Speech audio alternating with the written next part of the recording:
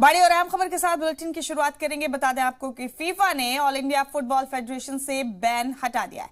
Women's world cup की मेजबानी का रास्ता साफ हो गया है। अब भारत के लिए 11 अक्टूबर से शुरू होगा अंडर 17 टूर्नामेंट। आपको बता दें कि अनुराग ठाकुर ने फुटबॉल के मद्दाहों की जीत बताया है इसे। बड़ा अपडेट है इस वक्त का जो देख रहे हैं आप अपने टीवी स्क्रीन पर। फीफा ने AIFF से बैन हटा दिया है। अब 11 अक्टूबर से अंडर 17 टूर्नामेंट शुरू होगा और भारत इसकी मेजबानी करेगा। इसी के साथ फीफा वर्ल्ड कप में भारत की मेजबानी का रास्ता साफ हो गया है। बड़ा अपडेट है, बड़ी खबर है।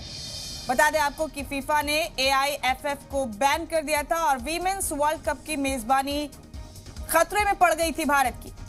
लेकिन अब बड़ा अपडेट यह है कि फीफा ने ऑल इंडिया फुटबॉल फेडरेशन से बैन हटा दिया है और अब भारत के लिए वीमेंस वर्ल्ड कप की मेजबानी का रास्ता साफ हो गया है। बता दें आपको कि 11 अक्टूबर से शुरू होगा अंडर 17 टूर्नामेंट। इस बड़े फैसले को लेकर अनुराग ठाकुर ने फुटबॉल के मद्दाहों की जीत बताया इसे। ये बड़ा अपडेट है इस वक्त का जो देख रहे हैं आप अपने टीवी स्क्रीन पर। फीफा ने AIFF से बैन हटा लिया है और इसीलिए वीमेंस वर्ल्ड कप की मेजबानी का रास्ता साफ हो गया है।